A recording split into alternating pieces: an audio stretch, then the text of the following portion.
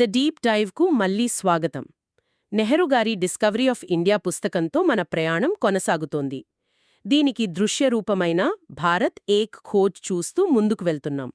ఈరోజు మనం 50వ భాగం గాంధీ వచ్చారు రెండవ భాగం గురించి మాట్లాడుకుందాం. నమస్కారం. ఈ ఎపిసోడ్ చూస్తున్నప్పుడు నన్ను బాగా కదిలించిన విషయమేంటంటే, స్వాతంత్ర్యోద్యమం అప్పటిదాకా ఒకలా ఉంటే గాంధీ వచ్చాక మొదటిసారిగా ఒక ప్రజా ఉద్యమంగా మారింది. ఒక జ్వాలలా. అవును. ముఖ్యంగా పల్లెటూళ్లల్లో సామాన్య ప్రజలు, అందులోనూ స్త్రీలు, వాళ్ళు ఈ ఉద్యమానికి వెన్నెముకగా ఎలా మారారనేది అద్భుతంగా చూపించారు. మీరు చాలా ముఖ్యమైన పాయింట్ చెప్పారు. ఇది కేవలం రాజకీయ మార్పు కాదు. ఇది భారత జాతి మనస్తత్వంలో వచ్చిన మార్పు. స్వాతంత్ర్యం అనే ఆలోచన ఢిల్లీ నుంచి బయటకు వచ్చి ఒక మారుమూల పల్లెలోని ప్రతి గడపను తట్టింది. ఈ ఎపిసోడ్ ఆ చైతన్యం ఒక చిన్న గ్రామంలో ఎలాంటి ప్రకంపనలు సృష్టించిందో చూపిస్తుందన్నమాట. అంటే ఒక జాతి తన ఆత్మగౌరవాన్ని తిరిగి గెలుచుకుంటున్న కథ ఇది. సరిగ్గా అదే. సరే, అయితే ఆ మార్పులో అత్యంత కీలకమైన అంశంతో మొదలు పెడదాం. ఈ భాగంలో మన దృష్టిని వెంటనే ఆకర్షించేది స్త్రీల భాగస్వామ్యం. అప్పటిదాకా వంటింటికే పరిమితమైన వాళ్లు వేల సంఖ్యలో వీధుల్లోకి రావడం ఊహించగలమా అసలు? ఊహించడం కష్టం. అదొక సామాజిక విప్లవం. ఇక్కడే గాంధీగారి వ్యూహం మనకు కనిపిస్తోంది. వాళ్లు కేవలం ఉద్యమంలోని గుంపులో ఒకరిగా రాలేదు, ముందుండి నడిపించారు. అవును.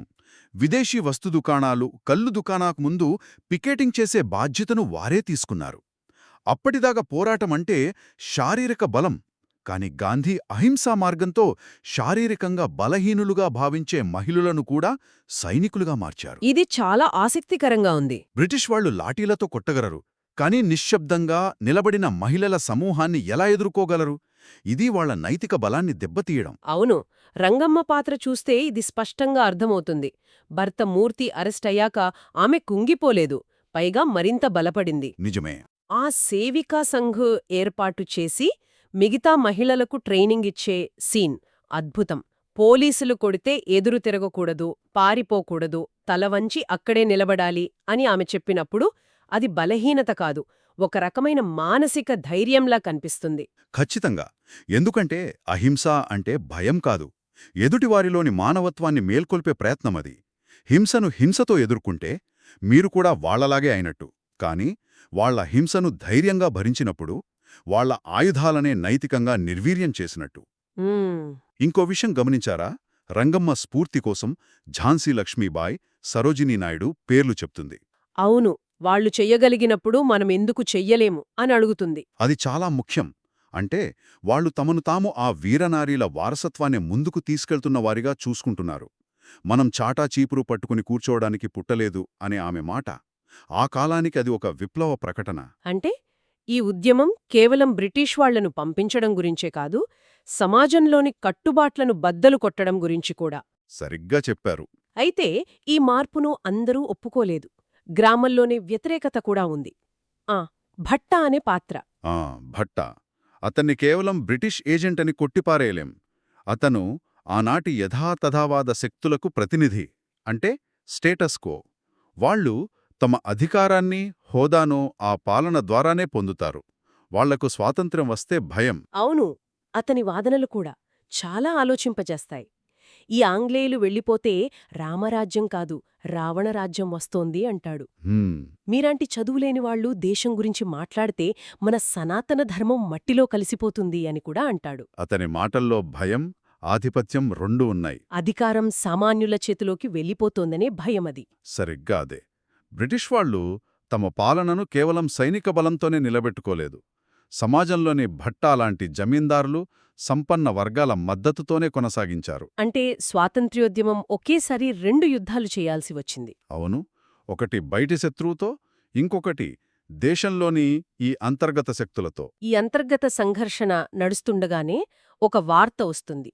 ఆ వార్తతో ఊరి వాతావరణమే మారిపోతుంది. గాంధీజీ దండి యాత్ర. అవును. ఆ వార్త తెలియగానే గ్రామస్తులందరూ గుడిలో చేరి వైష్ణవ్ జన్తో భజన పాడతారు. ఆ సన్నివేశం అప్పటిదాకా ఉన్న రాజకీయ వాతావరణాన్ని ఒక ఆధ్యాత్మిక శక్తితో నింపినట్టు అనిపిస్తుంది. ఉప్పు సత్యాగ్రహం యొక్క గొప్పతనమే అది. గాంధీ ఒక అతి సాధారణమైన వస్తువుని ఎంచుకున్నారు. ఉప్పు. అందరి జీవితంలో భాగమైన వస్తువు. అవును, పేద ధనిక తేడా లేకుండా ప్రకృతి ఇచ్చే ఉప్పు మీద కూడా పన్ను వేయడం ద్వారా బ్రిటిష్ వారి దోపిడీని ప్రతి ఒక్కరికి అర్థమయ్యేలా చేశారు.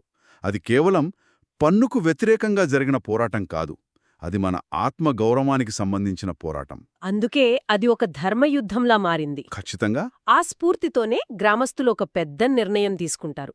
ప్రభుత్వానికి పన్నులు కట్టకూడదని. ఈ ప్రభుత్వం మనది కాదు, పరాయి ప్రభుత్వం, దానికి పన్ను ఎందుకు కట్టాలి అని నిలదీస్తారు. ఇది చాలా పెద్ద అడుగు. ఎందుకంటే భూమి శిస్తు అనేది బ్రిటిష్ ప్రభుత్వానికి అతిపెద్ద ఆదాయ వనరు. వాళ్ల ఆర్థిక మూలాల మీద దెబ్బకొట్టడమే. అవును, ఇది వాళ్ల పాలన యొక్క చట్టబద్ధతనే ప్రశ్నించడం. దీనికి ప్రభుత్వం ఊరుకోదని వాళ్లకు తెలుసు. వెంటనే నోటీసులొస్తాయి, భూములు జప్తు చేస్తామని, వేలం వేస్తామని. రైతుకు భూమంటే ప్రాణం. ఆ భయంతో ప్రజలు వెనక్కి తగ్గుతారని ప్రభుత్వం అనుకుంది. కాని ఇక్కడే కథ ఊహించని మలుపు తీసుకుంటుంది. ప్రభుత్వ అధికారులు వస్తున్నారని తెలిసి రైతులు తీసుకున్న నిర్ణయం ఒళ్ళు గొగురుపాటుకు గురిచేస్తుంది. ప్రభుత్వానికి తమ భూములు, పంటలు దక్కకూడదని వాటన్నిటినీ తమ చేతులతో తామే తగలబెట్టుకుంటారు. ఆ దృశ్యం, ఆ మంటల్లో వాళ్ల కష్టం, వాళ్ల భవిష్యత్తు కాలిపోతున్నా వాళ్ల ముఖాల్లో ఒక సంతృప్తి కనిపిస్తుంది. ఒక్క క్షణం దాని గురించి ఆలోచిద్దాం. మీ జీవనాధారాన్ని, మీ తాతల నుండి వచ్చిన ఆస్తిని మీరే నాశనం చేసుకోవడం, అది ఎంతటి సంకల్పబలం నుండి పుడుతుంది?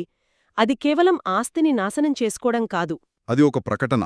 అవును, మా శరీరాన్ని బంధించగలరు, మా భూమిని లాక్కోగలరు, కాని మా ఆత్మను మీరు ఓడించలేరు అని చెప్పడం.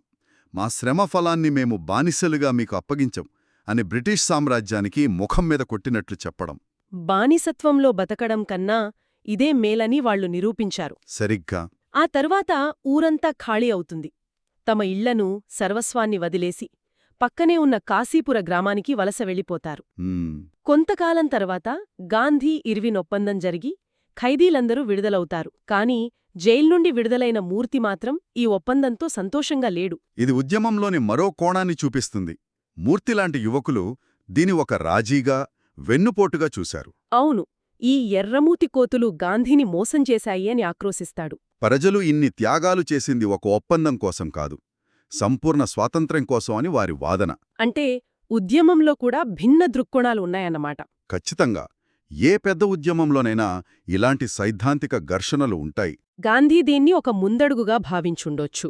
అవును, మొదటిసారి బ్రిటిష్ వాళ్లు భారతీయులతో సమానంగా కూర్చుని చర్చలు జరపడం ఒక విజయంగా ఆయన భావించుండొచ్చు. కాని మూర్తిలాంటి వాళ్లకి అది లక్ష్యాన్ని నీరుగార్చినట్లు అనిపించింది. కరెక్ట్. గాంధీకి కూడా యువతరం అసహనం తెలుసు. ఈ భిన్న దృక్కోణాల మధ్య సమన్వయం సాధిస్తూ ఉద్యమాన్ని నడపడమే నాయకుడి అసలైన పరీక్ష. ఎపిసోడ్ చివర్లో నెహ్రూగారి మాట వినిపిస్తుంది. 1929-30లో జరిగింది పూర్తి రాజకీయ విజయం కాకపోవచ్చు, కానీ అది ఒక నైతిక విజయం అని ఆయన అంటారు. నైతిక విజయం. ఆ మాట చాలా శక్తివంతంగా అనిపిస్తుంది. కాని తమ ఇళ్ళు, పొలాలు కోల్పోయిన ఆ గ్రామస్తులకు ఈ మాట ఎంతవరకు ఓదార్పునిస్తుంది? దాని అర్థమేంటి? ఇది చాలా లోతైన ప్రశ్న. దానికి సమాధానం బ్రిటిష్ వారి పాలనా స్వభావంలో ఉంది. వాళ్ల అసలైన బలం సైన్యంలోనో, తుపాకులలోనో లేదు. మరి దేనిలో ఉంది? భారతీయుల మనస్సుల్లో వాళ్లు నాటిన భయంలో, ఆత్మన్యూనతాభావంలో ఉంది. మేము పాలకులు, మీరు పాలితులు అనే భావనను మనలో పాతుకుపోయేలా చేశారు. ఆ మానసిక బానిసత్వం అన్నిటికన్నా ప్రమాదకరమైనది. ఓకే. ఈ ఉద్యమం ఆ భయాన్ని పటాపంచలి చేసింది. ఆ ఆత్మన్యూనతా భావాన్ని బద్దలు కొట్టింది. అంటే ప్రజలు తమ భయం నుండి బయటపడితే వాళ్లని ఏ శక్తి శాశ్వతంగా అణిచివేయలేదు అని అర్థం చేసుకోవాలా? సరిగ్గా అదే. ఆస్తిని తిరిగి సంపాదించుకోవచ్చు, కాని కోల్పోయిన ఆత్మగౌరవాన్ని తిరిగి పొందడం కష్టం. ఈ ఉద్యమం వారికి ఆ ఆత్మగౌరవాన్ని తిరిగి ఇచ్చింది. ఇదేనా నెహ్రూ చెప్పిన నైతిక విజయమంటే? ఖచ్చితంగా.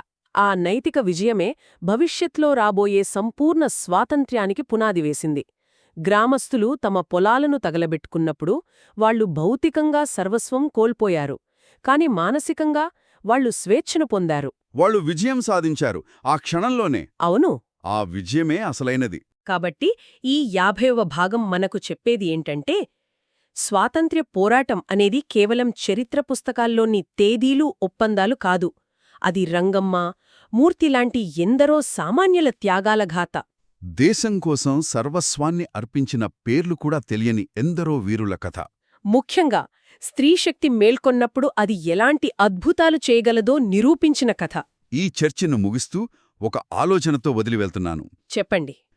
ఈ ఎపిసోడ్లోని గ్రామస్తులు తమ భూములను, ఇళ్లను, అంటే తమ భౌతిక ప్రపంచాన్ని మొత్తం కోల్పోయారు. కాని నెహ్రూ చెప్పినట్లు భయం నుండి విముక్తి పొంది ఆత్మగౌరవాన్ని గెలుచుకున్నారు. అంటే నైతిక విజయం సాధించారు.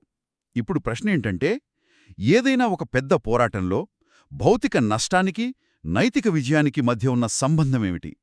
ఒకటి సాధించడానికి ఇంకొకటి కోల్పోవాల్సిందేనా? ఈ రెండింటిలో ఏది ఎక్కువ కాలం నిలుస్తుంది? దేనిని మనం నిజమైన విజయమని చెప్పగలం?